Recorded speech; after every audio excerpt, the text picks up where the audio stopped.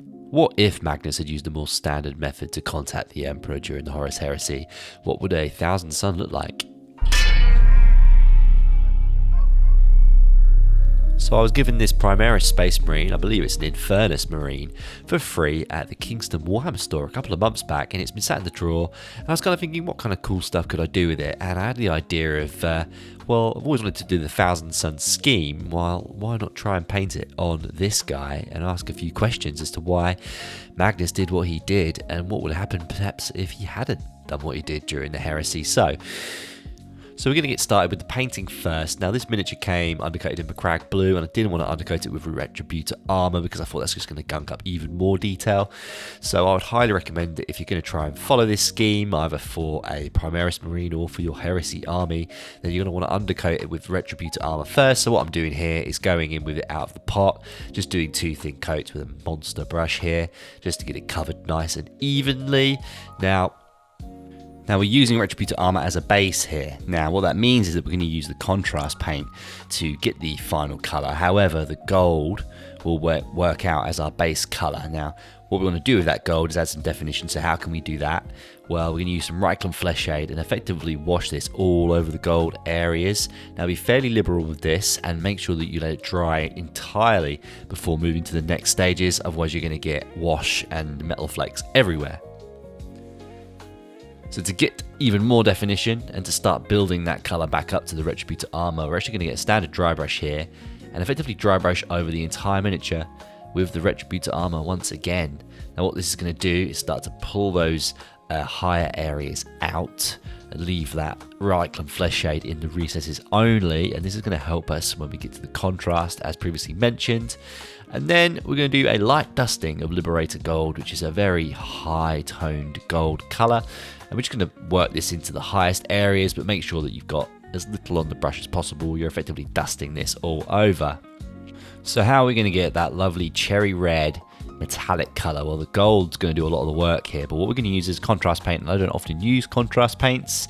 I find them too intense, but this Flesh Tearers Red is one of those colours. But what we're going to do is mix it 50-50 with contrast medium, and then just gently paint this on to all of the different armour panels.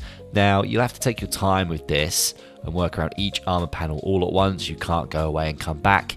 You have to sort of dedicate to this sort of process, otherwise the paint will literally tear off the surface and you may have to repaint that specific area again.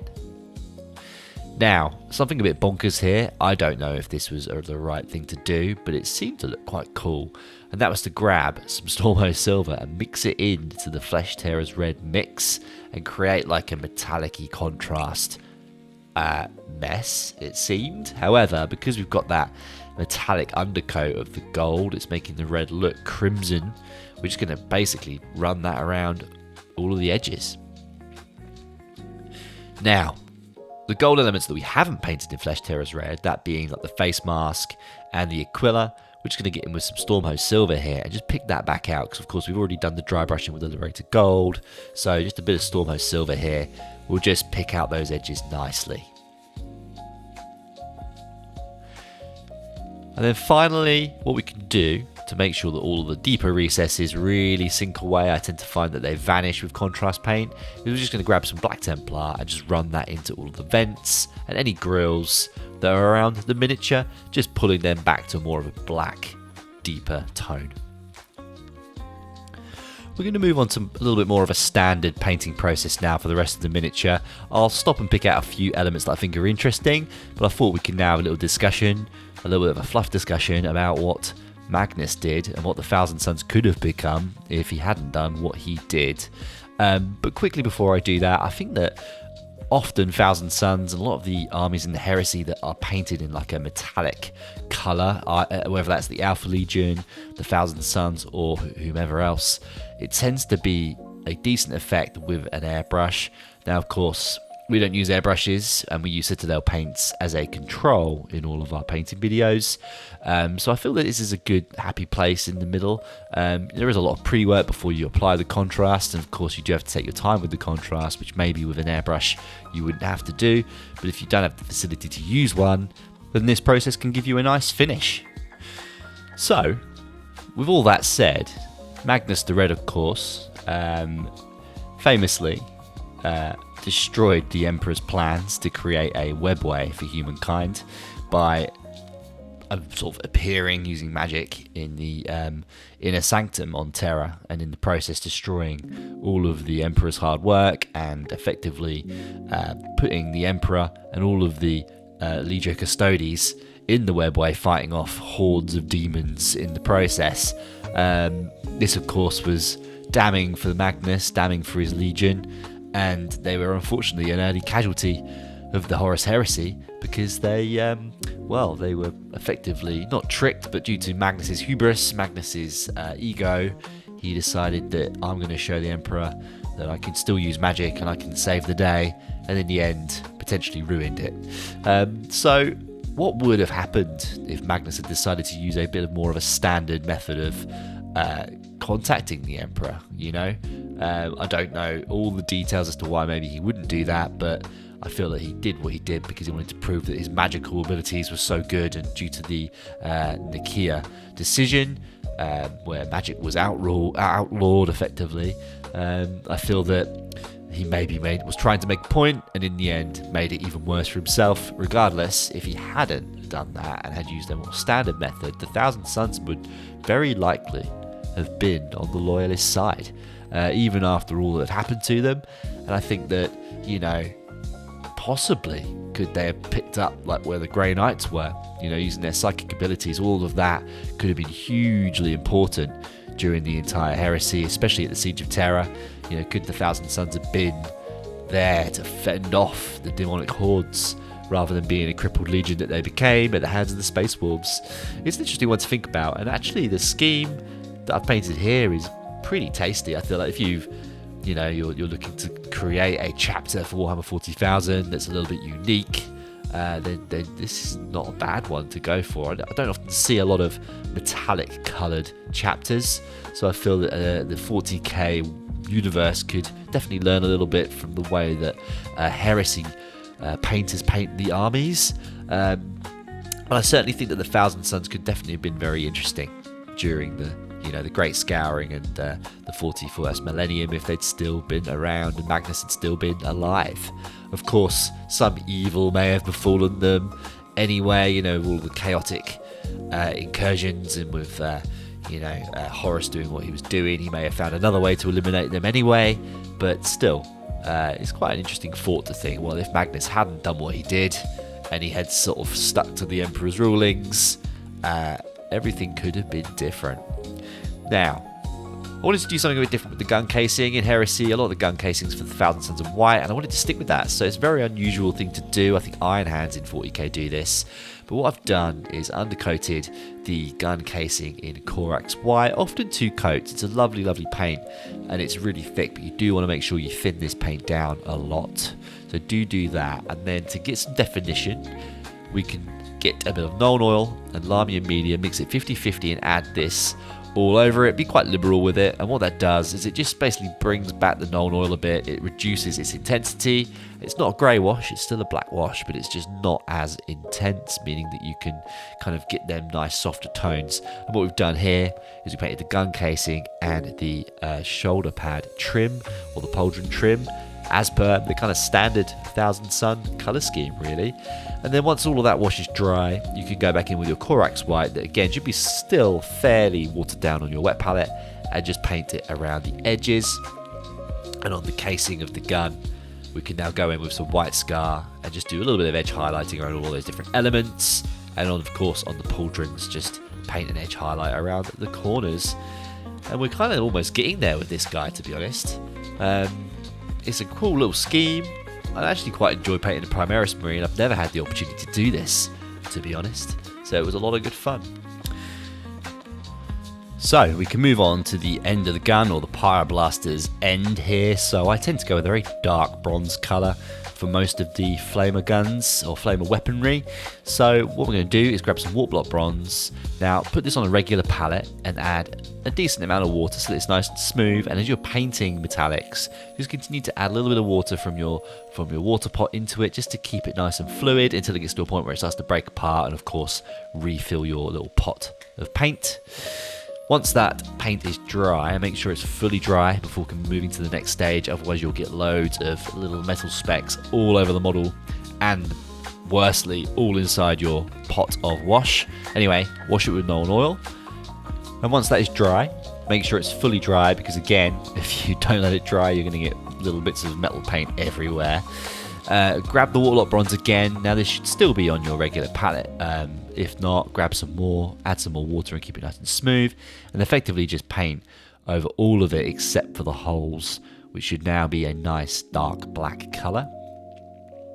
We're then going to grab some Castellax Bronze, which is a little bit more of a thinner metal paint, and we're just going to paint effectively the top area of this. Again, make sure not to get it into the hole sections. We're just basically highlighting the top segment here. Now, Castellax Bronze is a natural progression on from Warplock Bronze. It's much more of a bronzy colour, but it kind of has that kind of a little bit more of a steely look to it.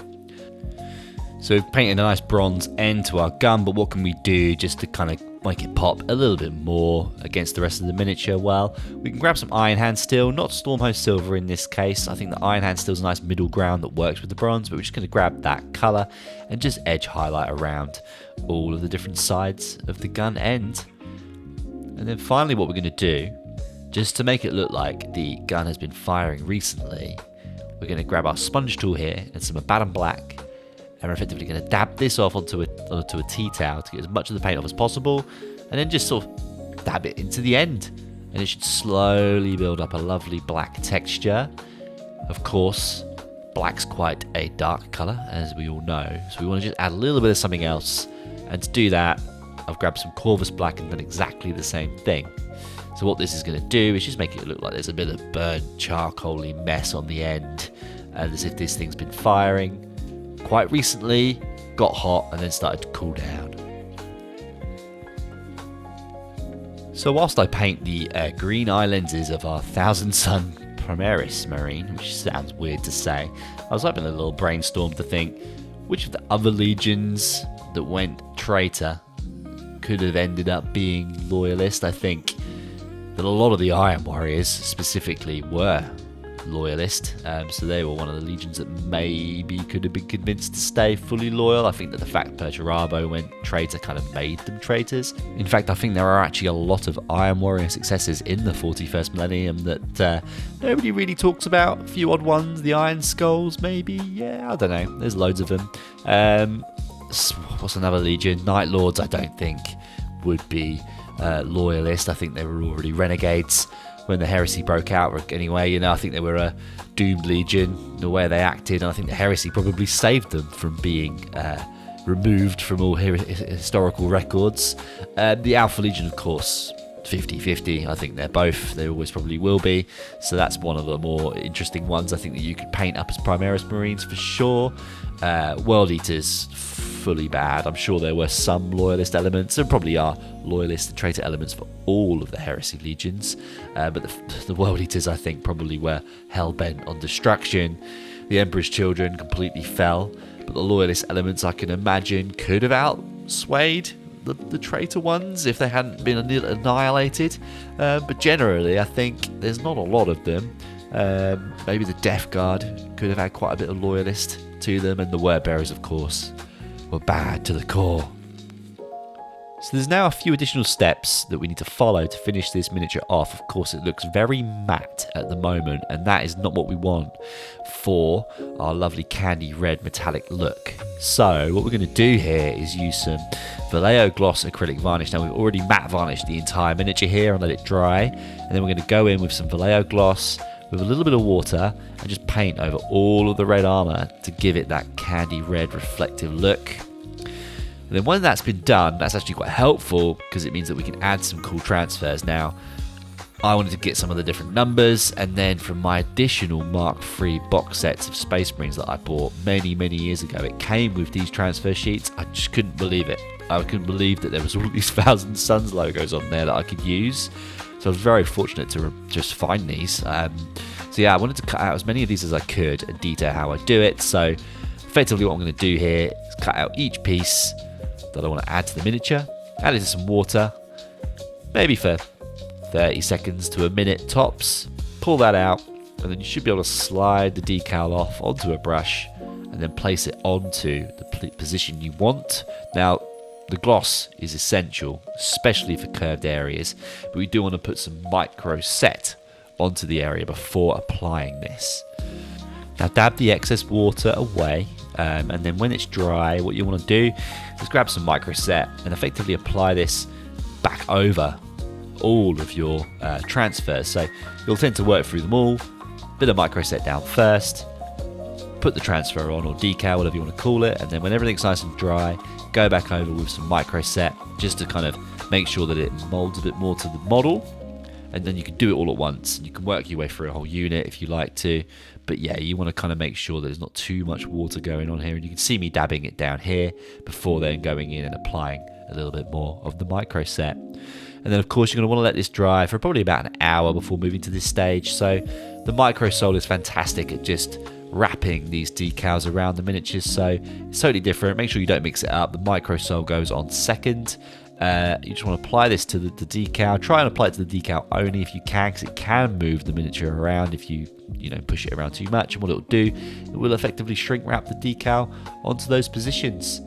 And then finally, we'll grab some Vallejo gloss varnish again and go over all of those lovely decals just to kind of merge it back in and seal it. It kind of works in tandem with the micro sole, so make sure that you use both of these, and yeah, you'll get a nice smooth finish and it will match up with the gloss.